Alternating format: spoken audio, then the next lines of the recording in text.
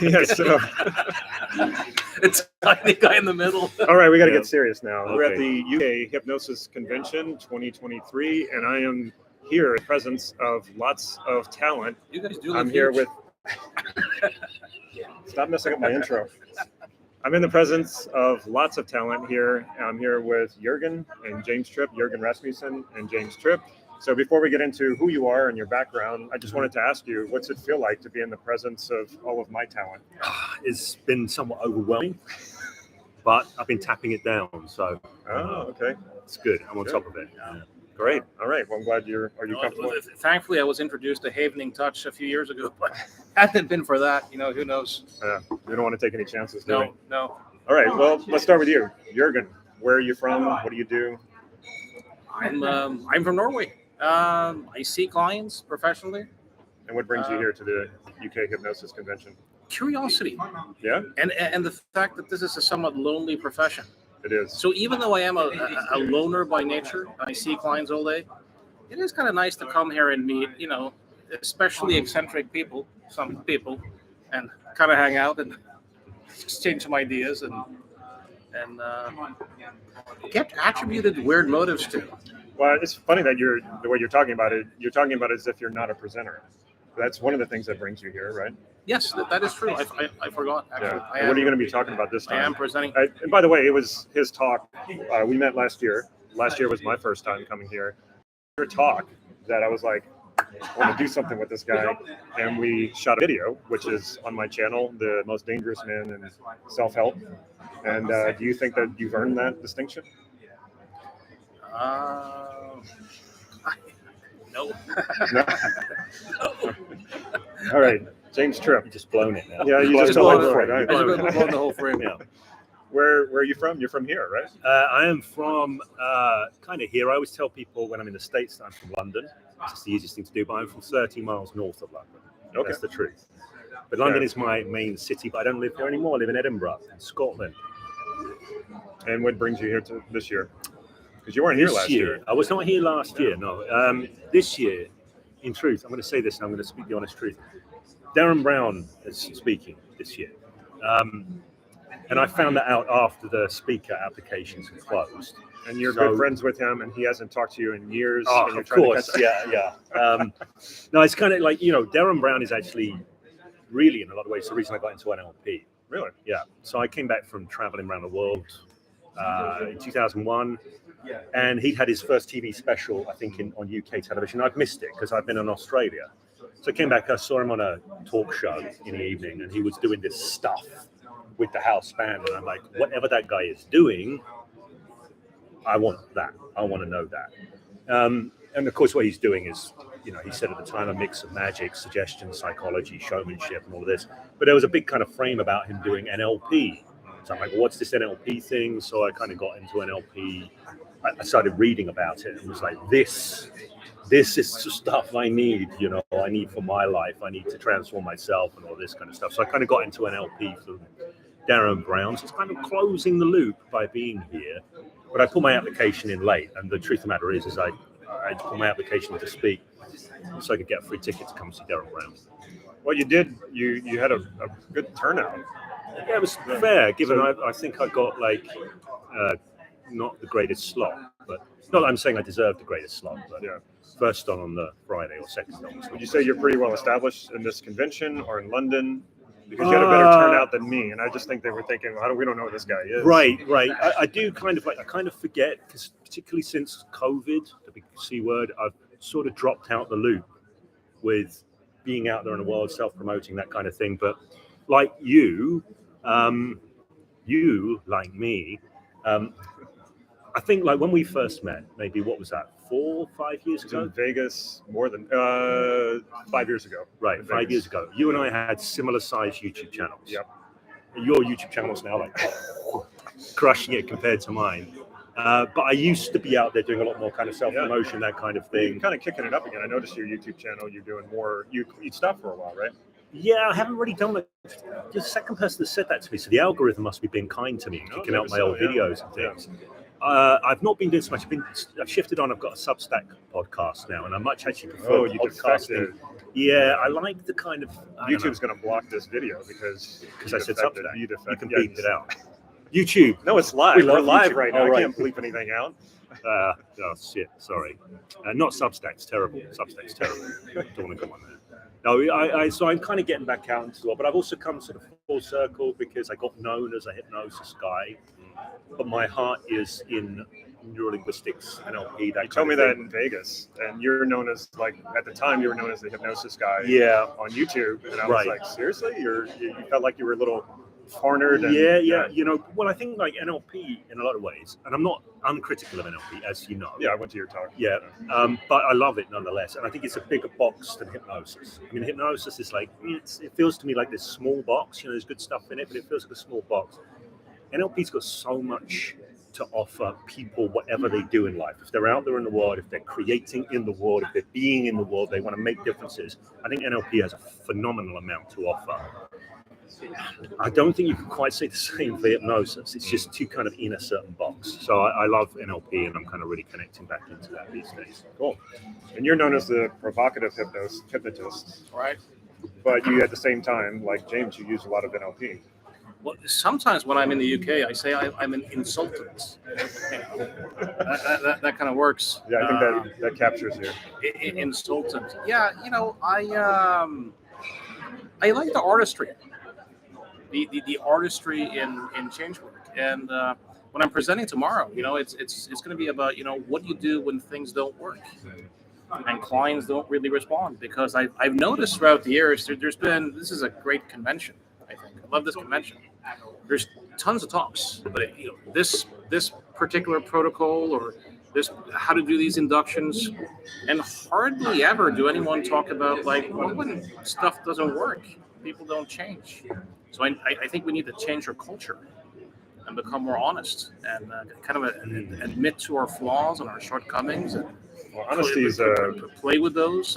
Honesty is a bit of a dirty word these days, and just about everything, because of social media. It seems like people just kind of are creating their alternate realities, which is what I get accused of as being an NLPer. They're like, "Oh, you think you can just make up your reality?" And it's like, no, that's not how it exactly works. I read this book by a guy called Hans-Georg Müller. It's got a really dull title. It's MU. Joking. Well, it was a really interesting book because it's about how people construct themselves, right? And it's talking about the sort of three phases over the last 100 years. It's saying we're shifting into a way of constructing ourselves, which he talks about as the curated self. So a lot of people are still caught in what he calls the authenticity model, where we've got to put our authentic selves out there all the time. But the fact of the matter is you can never put your authentic self into any context, right? You can only ever curate aspects of self for different contexts. This is really relevant in the online world, I think. But what I think is interesting about the idea of a curated self is like you're on YouTube, right? So people don't see every single aspect of your life. They don't see you, doing. Actually, I do all the time. I go live. Well, yeah, but I'm joking. I mean, so anyone who's putting themselves out on social media, they are curating themselves. That doesn't mean they're being inauthentic. This sounds similar to what you were talking about. I don't want to get to this, the whole myth thing that your friends kind of hold each other's myths up. I feel like a lot of what we're putting in social media is we're sort of generating our own myth, which I think is kind of what you're saying. Maybe it's slightly different. Maybe there's a nuance but it's not like a lie. Like if I'm an artist, not the full truth. If I'm an artist and I paint a bunch of pictures, I don't put everything I ever painted, every sketch, every doodle up in an exhibition. It's like, right, here's this exhibition. So I'm going to select these paintings to represent a certain theme, which is right for this context. And I think people honestly do this, and it's not being insincere. And I think that on social media, this kind of thing, if people are being insincere, people know it, right? So you got necessarily. Some people know I think if we're I think connecting with our intuitions, because I think that's one of the things that we intuitively, it's one of the rare things that we have intuitively cultivated over the years, because language is only about 100,000 years old. You like to study language a lot. I think it's only about 100,000 years old. So before that, what did we do? We could only look at each other and try to figure out if you're going to kill me or not, or you're a threat to me or not. Right. And so we've developed really good intuitions about whether or not you're sincere. Now, we can totally delude ourselves if we want to. We have this conscious power to do that. But I think if we're really listening to ourselves instinctually and intuitively, we are pretty good about being able to know if someone's sincere or not. Yeah. I don't don't know. agree? I don't know about that. No, we seem to have a truth default bias, meaning it seems as if, I mean, to even understand a proposition, you have to kind of believe it, and then perhaps to try to debunk it afterwards. So there's a deception researcher called Timothy Levine, written a book called Duped, which is kind of interesting. Mm-hmm. And he talks about us having a kind of default to truth bias, in that we tend to assume that people tell the truth. And mostly that works. Like if you look at cultures like Scandinavia that are pretty functional, people kind of trust each other. It kind of works. And then from time to time you get burned. But I kind of, if you look at deception research, people say I can read people like open books. I can kind of, but when it comes down to it, we seem to not be very good at it. Right. Here's the thing, though. I think we might be talking about two different things here. Because what you get a sense of, like when people go, well, you're creating this kind of fake self, it's like you could say, well, there are certain facts that somebody might present. Maybe they show themselves like leaning against a Ferrari when they rented it rather than they own it or something like that. But certainly in terms of somebody's sort of their ground of being, who they are and how they are. Because we were having that conversation about like Jordan Peterson, right? A lot of people see Jordan Peterson and they go, he seems like an angry guy, right? Well, he kind of is an angry guy, right? And no, without making I am an angry guy. Yeah. Does that it's not inflection in his clear. voice? Yeah. But you get a sense of the vibe of Peterson, right? I think Peterson is authentically being Peterson, and we can tell that he's authentically being Peterson, whatever judgments people make, right? And I think somebody who's like on social media a lot, or certainly doing stuff like this, people who do a lot of podcasting, man, it would be a hard thing to be showing up as who you're not all the time. So yeah, you could like deceive people about certain facts, but I think you're going to end up. I mean, there was that instant with Sam Harris, right? You're a fan of Sam Harris. Sam Harris was on the Trigonometry podcast, Right. Yeah. And that bit of him like went viral of him saying, "I don't care if like Hunter Biden's got dead kids in the basement." Yep. Right. It's just like people are like, "What?" That was not a smart thing for Sam to say strategically. That was not smart. If he was thinking strategically, tactically, if he was managing how he was coming across, he would have thought twice about doing that. But he's spending so much time in these kind of free conversations. His truth is going to come through, I think. Do you see what I mean? That's kind of my feeling on it. I'm not disagreeing with you, like in what you're saying about deception. It seems as if people. I mean, when I look at some of the deception research, that there seems to be a very slight correlation between how truthful someone comes across and how truthful they actually are. And if people have like symmetrical body language and they appear confident and relaxed and friendly, and they seem to have wholesome states, so to speak. Yeah. We tend to attribute to them that they're truthful. Then the question becomes: are they sort of? I think this is where you're getting at. Are they sort of comfortable in their skin because they're living what they think is their truth, though from the outside we can see that it's not fully, but they're fully aligned to it. They actually believe in it's congruent. Who they are. Congruence, NLP frame on it. So you think these people are, they're intentionally deceiving, or is it just they have some blind spots? They could be. They also could not be. But I think we kind of overestimate our ability to read people's internal experience based upon how they appear. One thing that came across to me, like I have like the male version of a resting bitch face. I just noticed. I didn't know that it was presupposed that a resting bitch face was automatically female. Oh, I just have it. I'm kind of sexist and racist and all sorts of stuff, So I tend to have these. As you've been told recently. As I've been told, right? Anyways, but I've noticed sometimes, looking at film footage of myself on vacation, and this could be my faulty memory as well. So it might be another fuck up, but looking at myself and me seeming miserable because of this resting bitch face, right? But actually I was actually feeling great. I was having a really good time, and just noticing very often in meeting people going, like I hired a guy to do computer work for me. He suddenly said, you're actually a pretty nice guy. And he said it as if he was shocked. And I was like, have I done something bad to you? No, but when I first met you, you really seemed like the type of guy I would have to call sir. Right. I was like, where on earth did that? It's just your demeanor, the way you came across. It's your presence. See, But it's your presence. this is going to be true, however. I don't know. I get what you're saying.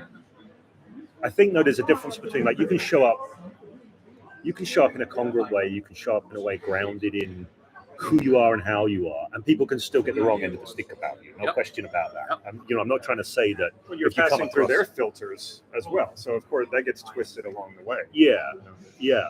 But I think it goes back to congruence. You know, There's also you've also read Lisa Feldman Barrett, right? Yeah, How emotions I are really made. like the first half of that book.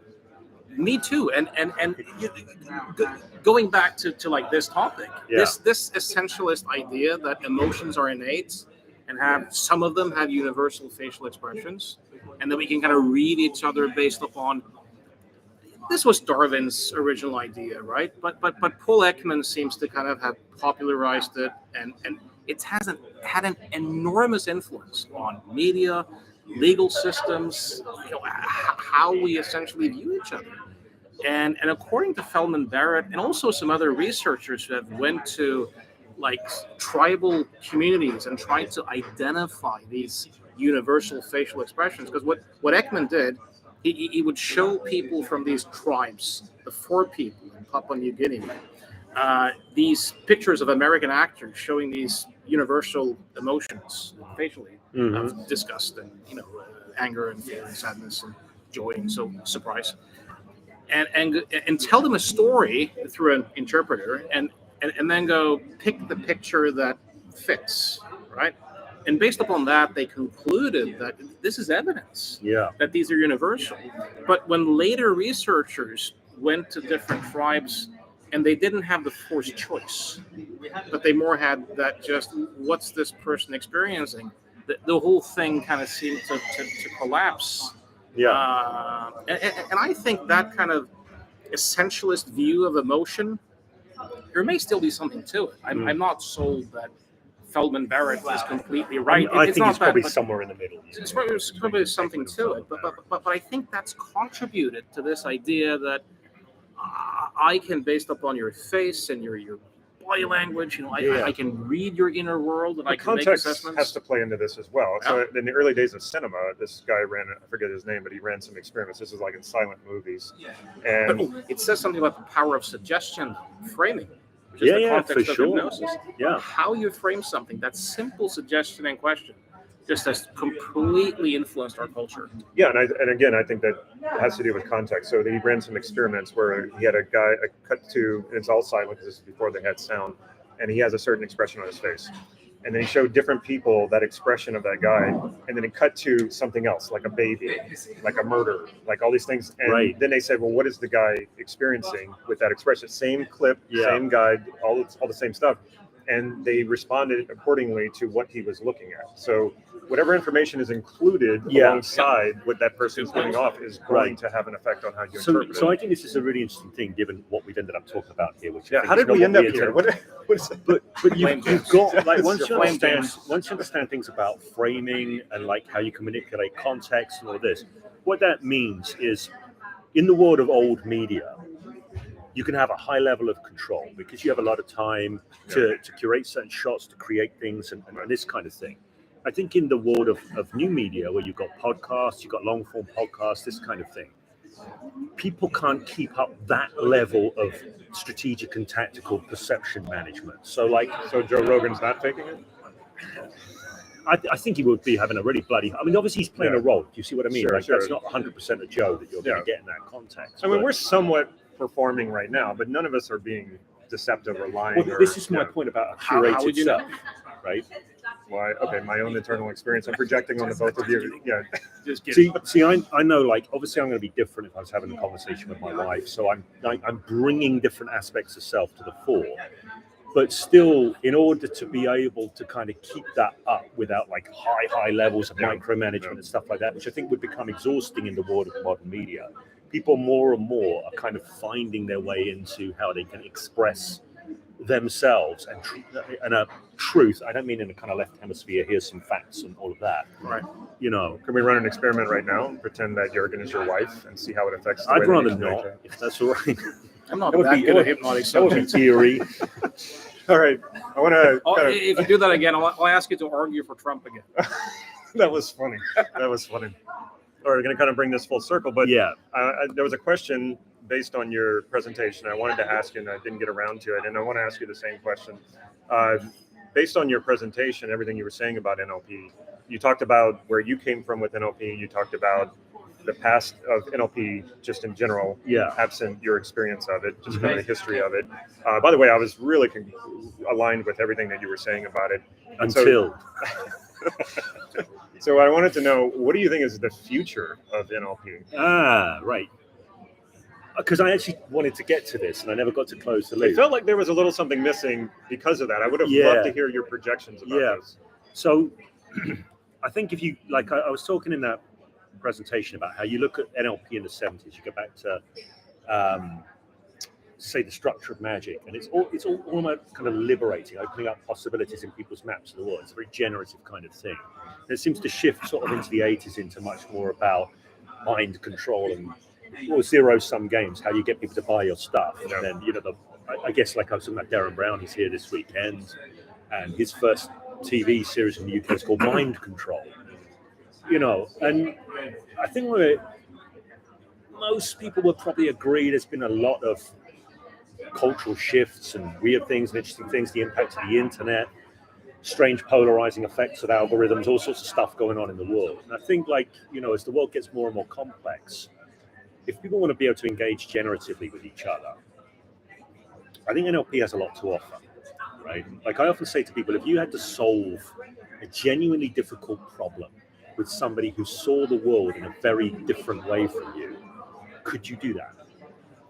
Right? And like a lot of people go, oh, of course they could. And then they meet somebody who's got a very different way of looking at the world, and they're suddenly reacting to that person's worldview instead of being able to kind of connect into it and find, you know. So I think for me, instead of looking at NLP and even the communication side of NLP is about influence or persuasion or whatever, if you look at it in terms of co-creation, right, your ability to connect with and work with somebody else to enhance understanding, to work generatively together, I think NLP has a phenomenal amount to offer. And I think the world really kind of could do with that. At least it sort of looks like it to me. So that's sort of where I'm going. I think it's a sort of a shame if NLP's got this reputation, which I think it has. I don't know if it's the same in the States, but I would say it's earned. yeah, earned I think that's a reputation, fair yeah. enough thing. Yeah. You know, people go, well, I don't want anything to do with that. That's about manipulating people. That's about. But it's not what it's about. It's an earned reputation, but there's so much more. Yes. And I don't think my projection is that we haven't really tapped into its full potential yet. Right. But I right. think it's going to need kind of a rebirth. Yeah, I'm 100% on board. And whether or not that happens, I don't know. But I just know that I'm going to keep practicing it and doing it. Right. And the question for me is, can that happen Before under we the sell name the show. NLP? That's a good question, because that's my mentor, Steve Andreas, was raising that same question. And he Right. wanted to shift what he was doing to something that he called attending, because his theory was scope and category. So his theory was basically whatever you're attending to, whether out in the world or your internal representations, determines how you feel. Yeah. Therefore, that's how you're going to perform. That's who you're going to be. That's how you're going to make sense in the world. And so I don't know if we can actually make that jump. And I think, you know, from a NLP. marketing perspective, attending is like not that sexy. he wasn't known for his marketing abilities, for sure. You know, and I've been thinking about this myself because I'm running a shameless plug. I'm running a training, which I've called Adaptive NLP Intensive. It's just 5 days. I'm not going to pretend to be a practitioner in 5 days. And I don't want to be restricted to like, oh, well, you know, here's the things. There's certain things I want to focus on. But I was talking about Frank Puslik. And one of the things that Frank is always going on about is how it was called meta back in the 70s. So I got this kind of sense. Obviously, you can't call it meta now, thanks to Zuck. But, you know, if you go back to that kind of idea in the 70s, where it seemed much more about liberation than about control, I've got a sense of returning to that original source, that meta. So I'm sort of thinking of framing things as adaptive meta maybe. I'm just playing with the idea Yeah, because yeah, I yeah. don't know. But I do really value so much of it, and I think it has so much to offer. And I think people have got a negative view of it, and therefore they're not opening themselves to what might be there. I don't know. There's some rehab that could do with being done, and maybe evolution as well. Because I did a video a few years ago, NLP, will it evolve or die? And I do think it's kind of at that point in some ways. And I know there's people like you who are out there doing good stuff and that kind of thing. But in a lot of ways, I think if it doesn't evolve, it will die. Yeah. You know. And I think I was sad back before coming here because I knew we wanted to have these discussions, and I was thinking about what I would like about what you do, and I think a lot of it is that more so than anyone else who I've met, other than Bandler himself, sort of captures that attitude of rebelliousness that Bandler talked about, the attitude of NLP, which is kind of that rebelliousness, pro personal freedom. Pro liberation, curiosity, willing to pretty much, set fire to whatever is thought of as like the standard. And so, more than anybody else, I think you kind of capture that attitude than anyone else I've met. So let's hope not. Let's hope there's a bunch of people who we all pioneer that to even more. Well, we all, that's why you have good friends and they keep you in check. Yeah. And that was another thing I wanted to mention before I finish this thought is that when we got here, because we're really talking about here. Let me offer one thing though before you do. Okay. Because you mentioned, I think we'll agree on this.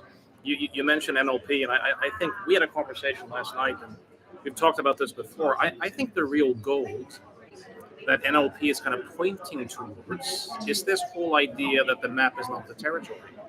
Like to really help someone get that and continuously get that and deepen that and widen that across contexts and to live that and to see how language takes processes and seemingly turn them into things.